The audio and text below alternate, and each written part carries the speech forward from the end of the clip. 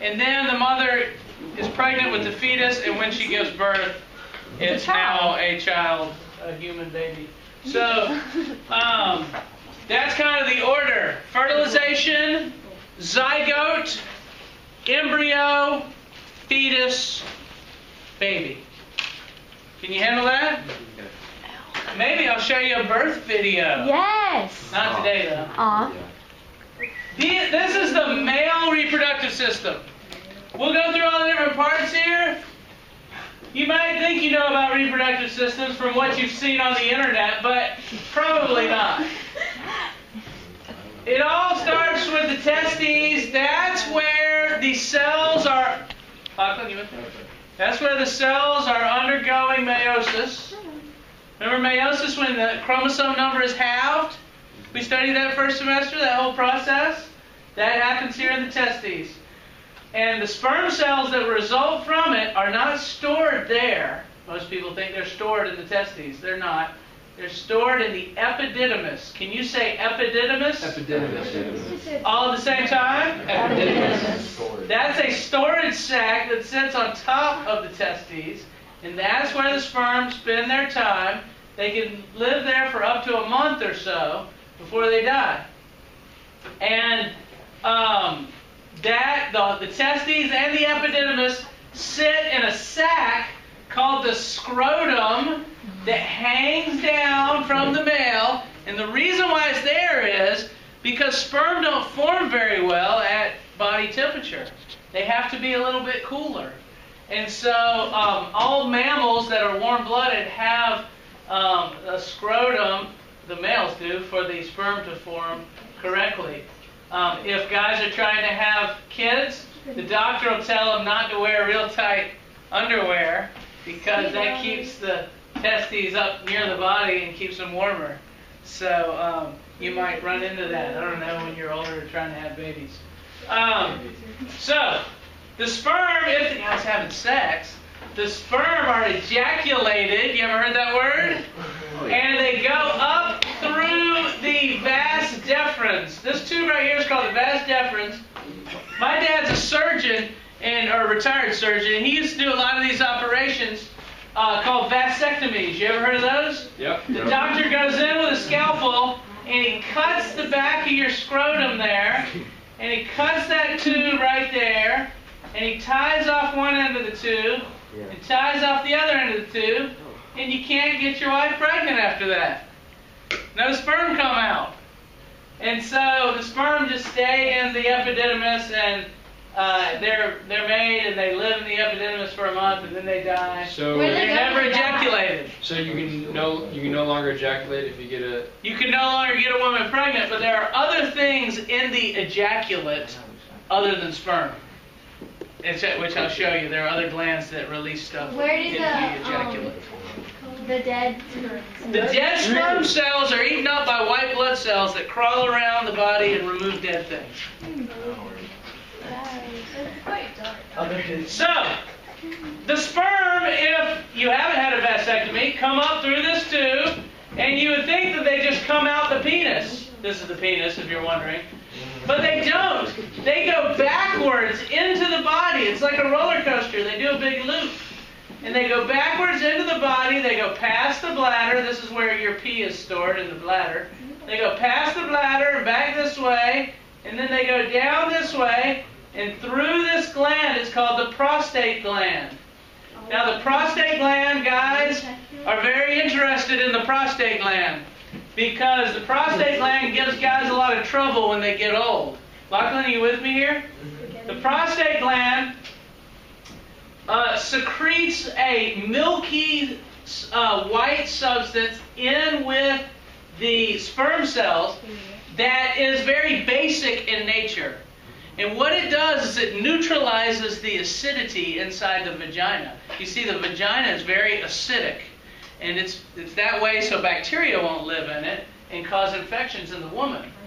But the prostate gland, by its secretions, will neutralize the acidity, so that won't kill the sperm. But the prostate gland can have problems when you're older. For one, it often becomes cancerous. So cells inside it become cancerous. And if you live to 85, 90 years old, you'll probably get prostate cancer. It's better than 50-50 chance. Most really old people get some sort of prostate cancer. And even younger people can get prostate cancer. And the doctor, once you reach about middle age, the doctor will check. You go in for a checkup, and the doctor will check your prostate gland. You know how he does that? Coughing. He puts on a glove and puts his finger in Vaseline, and then he goes up your butt with his finger right there. That's your butthole. He goes up it, and he can feel the prostate gland from inside your rectum here. This is like your large intestine. He feels around with his finger, and see the walls of this are soft, so you can distend them, and you can actually feel the prostate gland through the walls of the colon here. And so that's what the doctor does. You go in every couple of years, and you have them feel around, usually about 50 or so, 40, 50. No, they don't put you under. And they feel for cancer. The doctor can feel little lumps on the prostate gland if you have cancer. And then, if you have cancer, see, prostate cancer can kill you. So the doctor will then have to go in, if you do have cancer, and probably cut it out surgically, or laser it, or hit it with chemotherapy. They have all sorts of things that they can do to try and treat prostate cancer. And but a lot of guys die from prostate cancer. Would you be able to have kids after that surgery? That's a good question. If you have the prostate gland removed, it usually treats the problem. But you can no longer get an erection for some reason. Scientists don't really understand why, but if you have your prostate gland removed, that usually means the end of sex for you. And it becomes very hard to get an erection, and you may not be able to have kids. What about Viagra? Even with Viagra, if your prostate gland has been removed, you often cannot get an erection. So a lot of guys don't want to have their prostate gland removed if they can avoid it. Now let me tell you something else that happens bad with the prostate gland. Kobe, stay with me up here.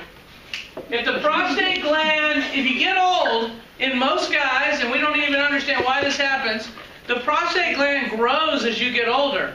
It gets bigger and bigger with age. Erica, are you with me? Yes. The prostate gland gets bigger and bigger with age, and as it enlarges, it squeezes the urethra. The urethra is the tube that goes through the prostate gland that you pee out of. And pee goes down through this tube, and if your prostate gland is real big, can y'all stop talking while I'm talking? Yes, sir. If the prostate gland is real big, it squeezes off this tube and you have trouble peeing. This is why your granddad has to get up in the middle of the night several times and go to the bathroom, because when he goes to the bathroom, he can't fully empty his bladder because the prostate gland is expanded. That also happens in most guys. Most guys have trouble with their prostate when they get older. You can get the prostate gland removed, but then after you get it removed, there's probably no more sex for you, so a lot of people don't like to get it removed. You can also have them go in there with a laser and open up the urethra tube so you can pee more easily. So guys, you'll have to worry about this as you age. Girls don't have a prostate gland, so they don't have to worry about it. However, you girls have other issues, and we'll talk about those tomorrow.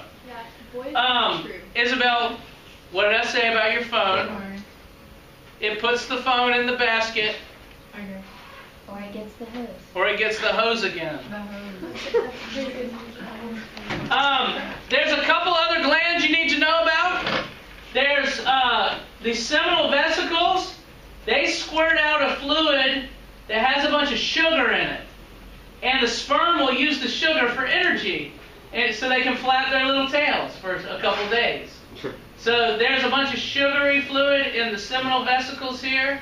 And then there's a gland called Cowper's gland that sits right here below the prostate, and it squirts a fluid into the urethra that's real slimy and slick, so that the sperm go through like a slip and slide. They go through real fast. Woo! And they go out the penis very quickly without damaging the urethra. If your Cowper's gland doesn't work right, the sperm can go through with a lot of force and damage the walls of the urethra. So you need all these glands working right to be able to reproduce.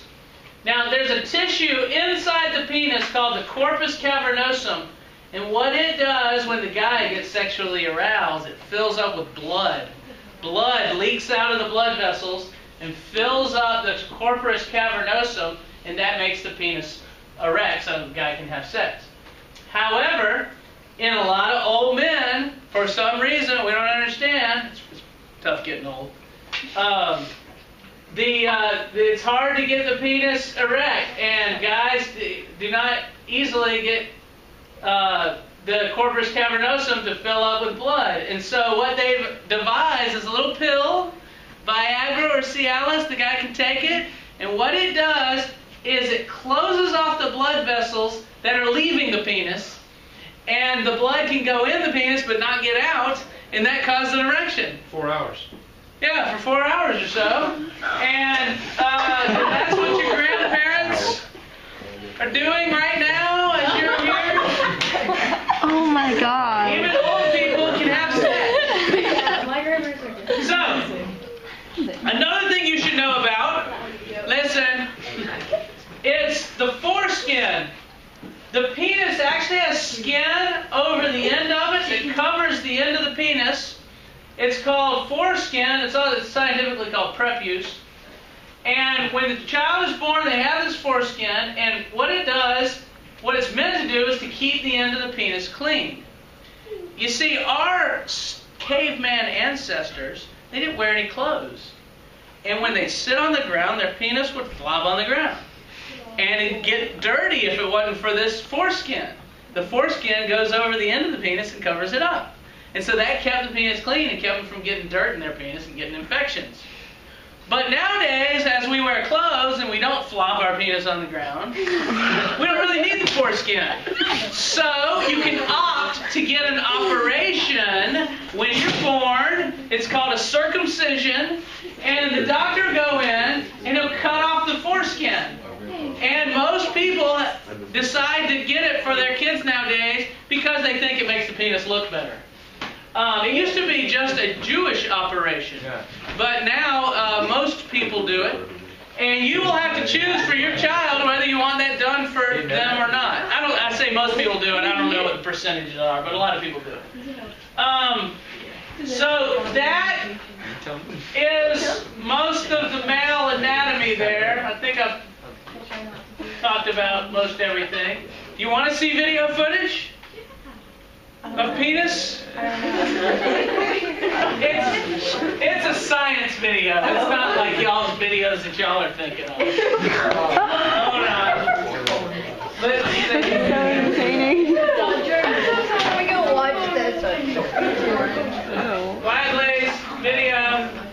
Alex wants to watch it. I like German. Produce and deliver sperm to fertilize an egg in the female.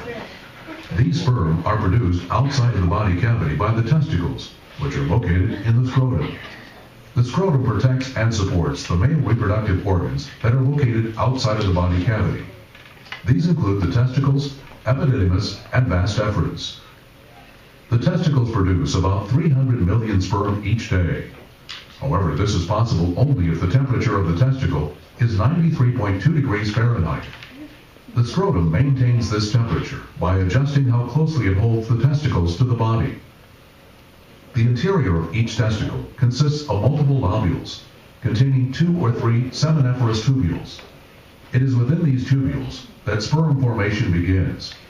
The sperm moves out of the tubules into the epididymis, and then into the vas deferens. The vas deferens carry the sperm upward into the body cavity. After the sperm leaves the vas deferens through the ejaculatory ducts, they pass the openings of the seminal vesicles. The seminal vesicles, which are located near the base of the ejaculatory ducts, secrete a thick yellow substance to nourish the sperm. This secretion forms 60% of the volume of the semen. Semen is the sperm-containing fluid that is ejaculated at the climax of male sexual excitement. From here, the semen travels into the 8-inch long urethra, which transports both urine and semen, but not at the same time. At first, the urethra is surrounded by the prostate gland, and then it is surrounded and protected externally by the penis that is relaxed except during sexual excitement. During sexual excitement, the penis stiffens and enlarges so it can deliver the sperm into the female vagina. During the expelling of the semen, which is known as ejaculation, the prostate gland secretes a thick alkaline fluid that increases the ability of the sperm to move in the semen. Located just below the prostate gland are the bulbourethral glands. These glands open into the urethra, and during sexual arousal, they secrete the pre-ejaculate fluid that flushes out any residual urine from the urethra. It also lubricates the urethra to help the sperm pass through. When the male ejaculates into the vagina of the female, the sperm must travel upward through the uterus to fertilize the egg in the fallopian tube. Yay! That was fun. Wasn't that good?